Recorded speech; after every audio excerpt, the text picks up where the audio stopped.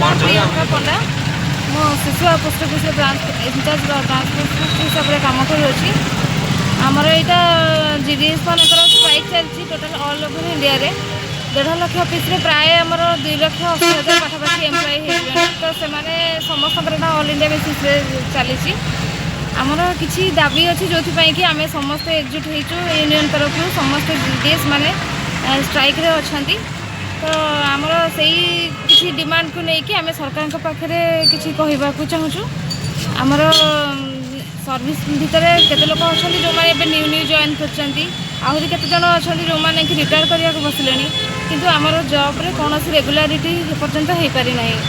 ଆମେ ସମସ୍ତେ 4 ଘଣ୍ଟା ଆମକୁ ଡ୍ୟୁଟି ଦିଆହେଇଛି, କିନ୍ତୁ ଆମର କାମ କଲାବେଳକୁ ବି ବହୁତ ଟାଇମ୍ ଯାଉଛି। ନିହାତି କେତେ ସମୟ ଯାଉଛି? 8 ଘଣ୍ଟା ପରେ ଆମର 8-9 ଘଣ୍ଟା ବି ହେଇଯାଏ କାମ କଲାବେଳକୁ। ତ ସେଇଟା ଆମେ ଚାହୁଁଛୁ ଯେ 4 ଘଣ୍ଟାର କାମ ବଦଳରେ ଆମକୁ 8 ଘଣ୍ଟାର ପେ ବି ଦିଆଯାଉ, ଯେଉଁଥିପାଇଁ କି ଆମେ ଯେତିକି ଆମେ କାମ କରୁଛୁ ସେଇଟା ଆହୁରି ଭଲସେ ବି ଆମେ ଚାହିଁଲେ ବି କରିପାରିବୁ। ତ ଆମକୁ 8 ଘଣ୍ଟା ହିସାବରେ ସାଲାରୀ ବି ମିଳୁ, ଆଉ ଆମ ସମସ୍ତଙ୍କୁ ରେଗୁଲାର ମଧ୍ୟ କରାଯାଉ, ଏତିକି ଆମର ଦାବି ରହିଛି। କେତେ ଦିନ ହେଲାଣି ଷ୍ଟ୍ରାଇକ୍ କଲେଣି? ଆମର 12 ତାରିଖରୁ ଷ୍ଟ୍ରାଇକ୍ ଷ୍ଟାର୍ଟ ହେଲାଣି, ଆଜିକି 4 ଦିନ ହେଇଗଲାଣି। କିଏ ଆସିଛନ୍ତି?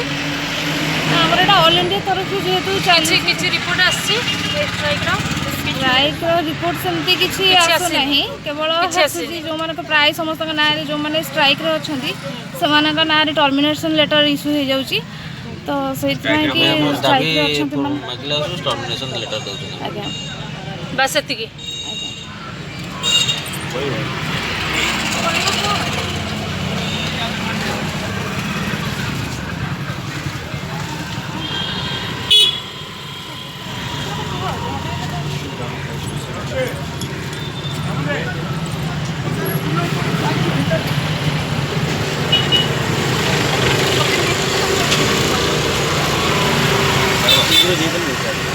जीडीएस यूनियन जिंदाबाद जीडीएस यूनियन जिंदाबाद আমার দাবি পূরণ হোক আমার দাবি পূরণ হোক ন্যায্য দাবি পূরণ হোক